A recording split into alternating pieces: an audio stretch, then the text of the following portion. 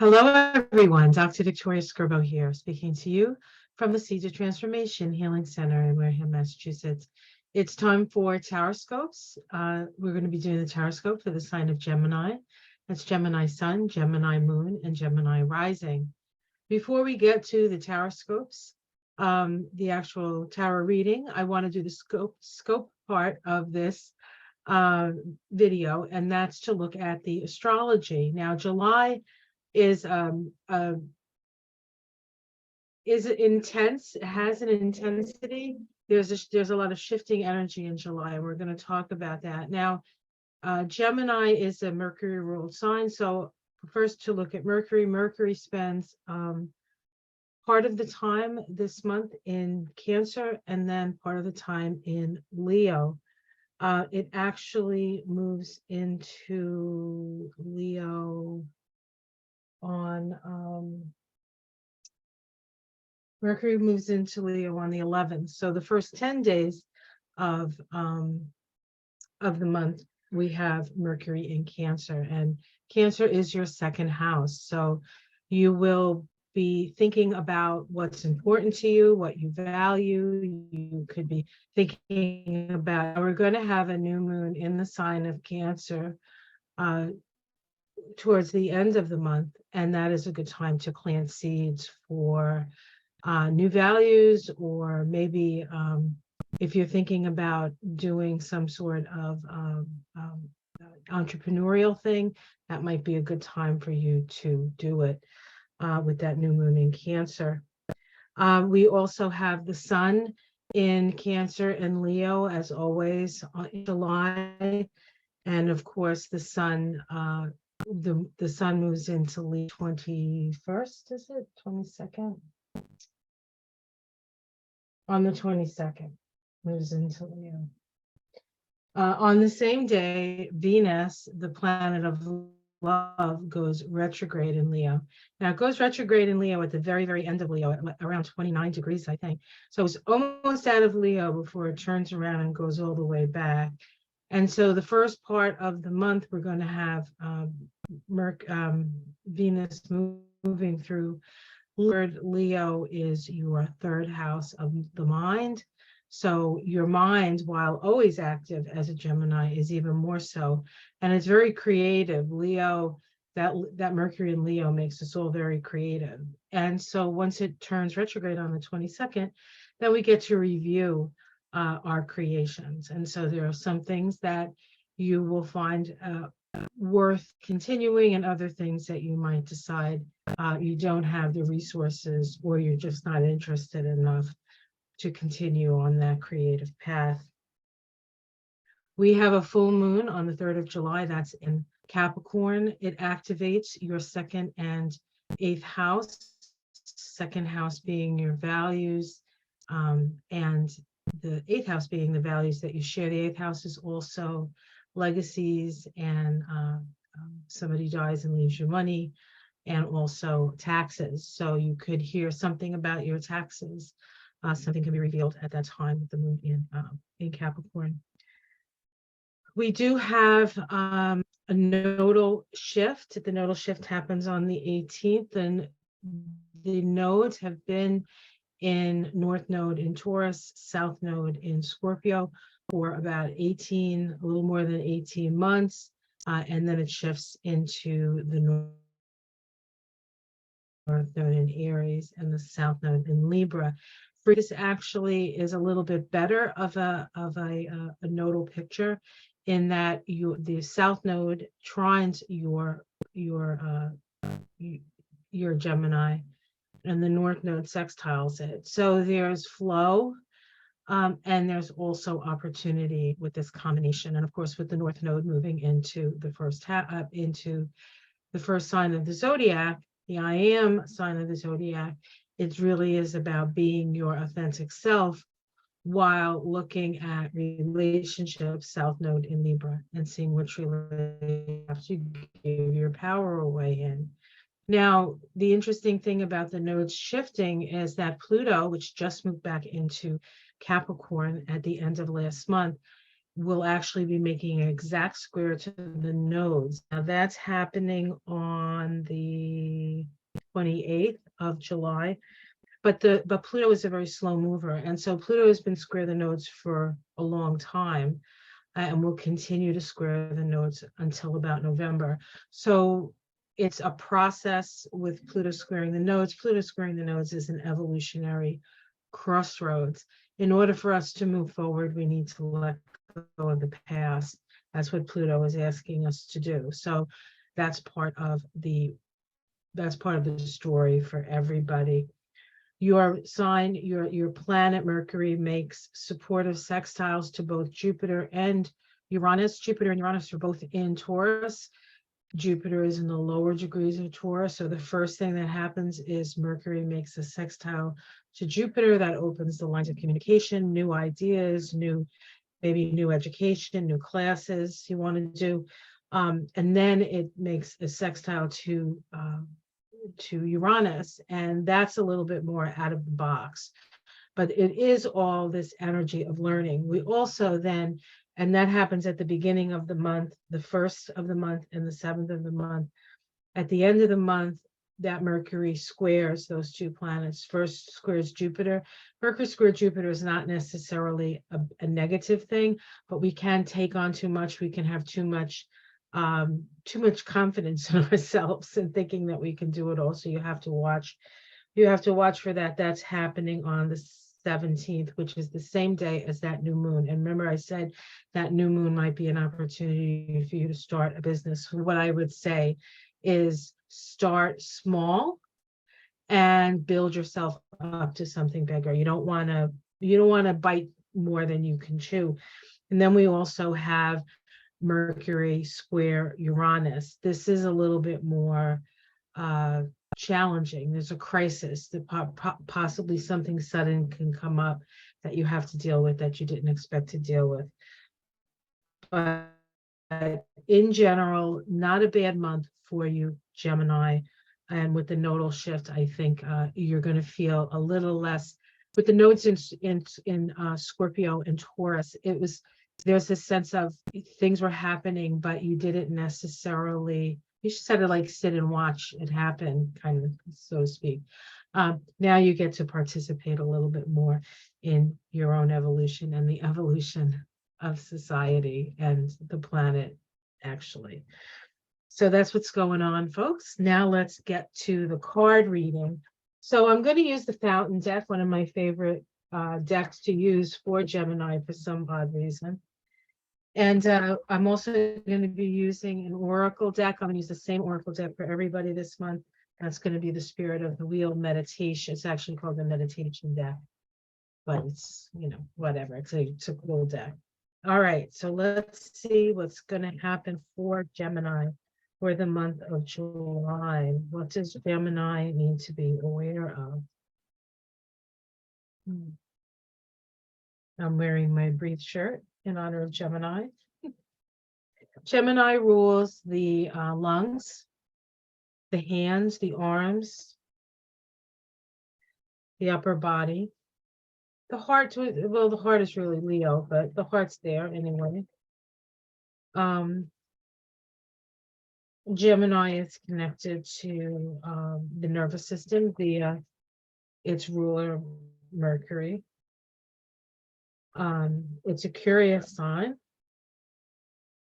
It has a certain amount of amorality to it. Not that Gemini isn't about making moral judgments. Gemini is about putting out the facts.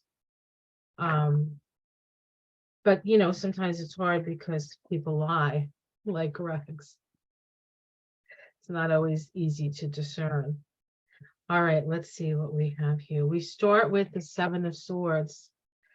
So there's a situation here where you are aware of shenanigans happening behind the scenes. There's things happening that people are starting to be held accountable for. The seven in general is a number of a little bit of a mystery, right? 7 has this mysterious energy to it. And the Seven of Swords is actually in the system that I use is a 61-7. So its base number is a 7, and the 61-7 is an Aquarius vibration. So we are aware of who's perhaps not being truthful in a situation. Let's see what's challenging that. The 8 of Coins is challenging that. It says to me that you might be involved in some sort of project that if you were to actually say something about this, that your project could be somehow taken away from you, or there's something about your project that it can get in the way of you finishing the project that you want. Let's see what's underneath it all. We have the 10 of Coins underneath it all. So what's at stake here is financial security. And for some people, that can be family, financial security within the family. In fact, this could be a family situation. You could see somebody in your family that's maybe not being on the up and up when it comes to some sort of family money situation, shared resources. Remember, I said that the full moon can activate that 8th house. So it shouldn't take, the full moon happens on the 3rd. So if you're going to see it, you're going to see it quickly, and you're going to see where people are behind the scenes, perhaps, are not being their best, so to speak. Let's see what's in the past. We have the 3 of Pentacles in the past. This is people who are very good at what they do, working together. This deck, this always reminds me of a 3-ring circus with the guy in the middle, like, you know, the barker, the carnival, saying, in this ring we have this, and this ring we have that, you know. So there's generally not the energy of this card in other decks, but in this deck there's a little bit of I want to say some shenanigans going on, and maybe some things we're not seeing that are sort of out of our vision when it comes to money. Yeah. So this is in the past, though. So whatever it is that you're seeing now is not something that's new. It's something that has been sort of brewing. Let's see what's in the sky. We have the 4 of Coins in the sky. The sky position can be the general environment around you, or it can be spirit saying something to you, you know, like, oh God, what do I do now? And God answers with this card, and it's the 4 of Pentacles. What it's saying is that you need to protect your money, and make sure that your stuff is not, people aren't able to access it. Right? Maybe you have to hide it in the mattress or something. I mean, that's the old-fashioned way of doing it. But there are other ways where you can maybe move your money out of the grasp of somebody who could have a hand on it. Let's see the immediate future. And of course, this is always the card that really defines the month, I think. We have the King of Wands here. The King of Wands is about being in charge, having dominion, and Wands is about your creativity. Okay, so again, there's this energy of creativity, and with all this Leo energy, with Venus and Leo for so long, all month, you know, most of the month it's moving forward, but towards the end of the month it starts to move backwards. But Venus is in Leo for 3 months or 4 months. It goes out in October, I think. So it's there for a long time, but this month it's about being in charge of your own creative spark here. That's what it's being asked. And also, as the king, you have the primary power of your creativity. So you get to decide, you know, what you want to do with your creative, your whatever it is that you're creating. How it's seen from the outside.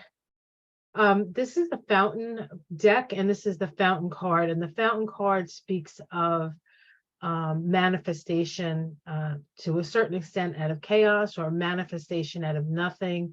It has to do with intention and focusing your intention. So you want to focus your intention to where you want to be instead of what you don't want to see. You have to pay attention to what's happening. It's not like you can live in a fantasy land thinking that everybody's on the up and up. That's not really true in your case anyway, and it's probably not a wise thing to do. But the fountain card speaks of projecting your intentions out into the void, so to speak, and allowing it to develop. Your domestic situation, we have the Page of Wands. This is messages. So you're going to get a message. So you need to pay attention to messages. It may be like a message that comes in on your phone, or it could be somebody comes to the door, or it could be a message if you're like me and you spend a lot of time outside, you know, a cardinal comes and that means something, or crow flies overhead and that means something. There are messages, there are signs all around you. Your hopes and fears, lovers, are you perhaps you're dreading a choice that you have to make. This is the Lover's card about choices and decisions. And sometimes you have to cut things off before you can move on, right? The Lover's card is also the Gemini card. So your card came up. Let's see the outcome. We have the Five of Coins. So there's going to be some financial loss here. There's going to be some financial loss here, but this card always says it's not about what you lost, because it's simply a change. This is a five. Five is about change. Maybe you're on the top of your game. Now you're not in a position that you thought you were going to be. It's important for you to remember that all manifested, all abundance comes through your connection to spirit. Your connection to spirit. See if we can pull a major arcana. We have the Queen of Swords. So there's some legal matter coming down. Perhaps that's what's costing you some legal matter. Maybe you have some legal bills. The Knight of Cups. This is somebody who is maybe well-intended in their heart, but doesn't have a lot of follow-through. And the Seven of Wands, holding your position. Holding your position. You have to fight for what's yours. You have to be vigilant. You see what's coming. You need to be prepared for it. It's another seven. Let's see what's underneath it. We have the King of Coins. I'm sorry, the King of Cups. This is about having dominion and control over your feelings. The Seven of Coins, which is evaluating what you have, but not necessarily having enough yet. And then we have the Eight of Wands, and the Eight of Wands comes in with all new opportunities coming in. So even if you do lose something this month, in the realm of financial stuff, there's more opportunity on the other side of that. So don't let that be the thing that puts a hole in your boat and sinks you. You don't need to go down with the ship. There's more opportunities coming, and part of that is an ability to state your intention into the void and to have faith that things will manifest themselves just as you asked, and as you need, actually. So that's the energy. So kind of strange, a little bit of a challenging cards here with all these issues about money and stuff, but you can't trust everybody that's around you. So you have to keep that in mind as you move through this month. And even if you do and you still have losses, there's plenty of opportunity coming right after that loss. So it's plus you're going to be hiding some of your money anyway, so you'll still have your nest egg. It just might not be what you thought it was going to be. And it's really because of the people around you, I think, more than it was you, unless, of course, you're the ex-president, and then it's you. But I know he's not watching, so.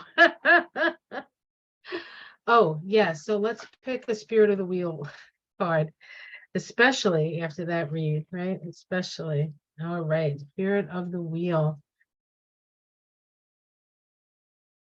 Oh dear, one almost jumped out. Let's see if we can get one to jump out. Spirit of the Wheel, carry me. Spirit of the Wheel, carry me home to myself. Turtle Clan, grounding, steady progress, and solidity. Number 5. Okay. The Turtle Clan, grounding, steady progress, and solidity. The Turtle Clan card augurs a time of slow and steady progress. Do not be concerned that nothing much is happening outwardly at this time. You will reach your goal when the time is right. Slowing to the turtle pace requires that you have patience and faith that the universe will provide what you need. If you push fate and try to reach your goals prematurely, you will not enjoy the full bounty of success. The tasks will not be completed properly, and you may burn yourself out, forcing the whole process. The turtle pace assures you that your goals are grounded and that you will, in fact, have the energy and perseverance to reach the desired end. Learn to enjoy the simple pleasures of life, living in the moment, allowing us to build up our reserves of inner strength. Turtle teaches us to become centered and grounded. Its protective shell is a gentle reminder to establish boundaries between what we are and what we are willing and not willing to experience.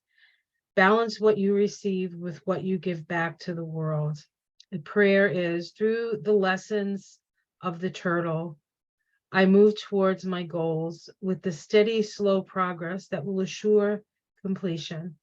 My life is more complete when I take my time and enjoy myself, as my body is healthier and my mind clearer.